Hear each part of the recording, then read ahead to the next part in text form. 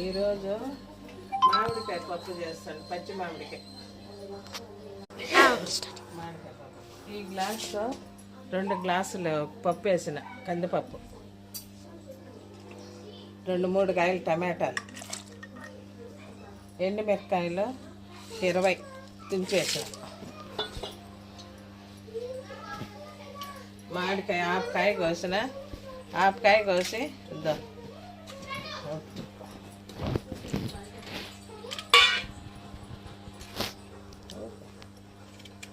ఇట్లా కోసేసి అర్థం ఇట్లా తుంటలు కోసేసి ముట్టు కూడా వేసిన,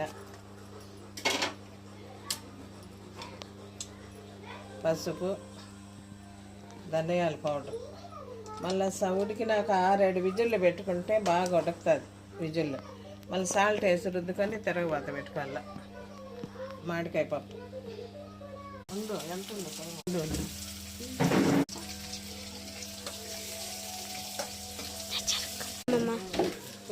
పప్పు 6 విజిల్లు పెట్టుంటే బాగా మామిడికాయ పప్పు బాగా ఉడికింది. బాగా ఇప్పుడు సాల్ట్ వేసి రుద్దుకున్నాను.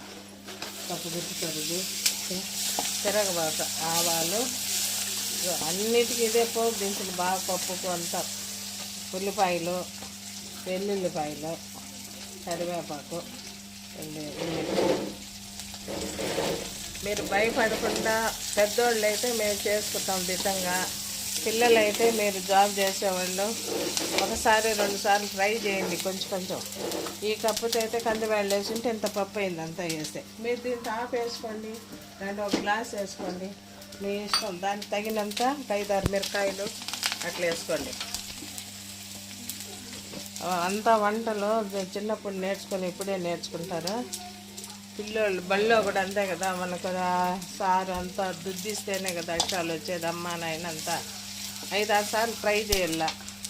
కొంచెం ఎక్కువ ఉన్నా తక్కువ ఉన్నా 2 మిరకాయలు తగ్గించుకునేది, లేదంటే కొంచెం ఉప్పు కారం తగ్గించుకోవాలా, లేకుంటే ఎక్కువ ఉంటే తగ్గించుకోండి, తక్కువ ఉంటే 2 మిరకాయలు అట్లా వేసుకోండి ఎక్కువగా. పోపు అంత వేగింది చూడండి, ఎర్రగా బాగా. ట్రై చేస్తూ ఉండాలి మీరు. 5-6 సార్లు చేస్తే కానీ మీకు ఒక్కొక్క వంట రాదు. చేసుకుంటూ ఉంటే తగ్గించుకోండి. కారం ఉంటే 2 మిరపకాయలు తగ్గించాలా, తక్కువ కంటే రేపు 2 మిరపకాయలు చూడండి. పప్పు మామిడికాయ కందిపప్పు ఎట్లుందో బాగా సూపర్గా ఇట్లా గట్టిగా ఎనుక్కోండి. అన్నం లేక బాగుంటుంది. మామిడి ముట్టు కూడా బాగా చప్పరించుకుంటే బాగుంటుంది. చేసుకోండి. మన బడిలో చదివినట్టే ఇది వంట కూడా.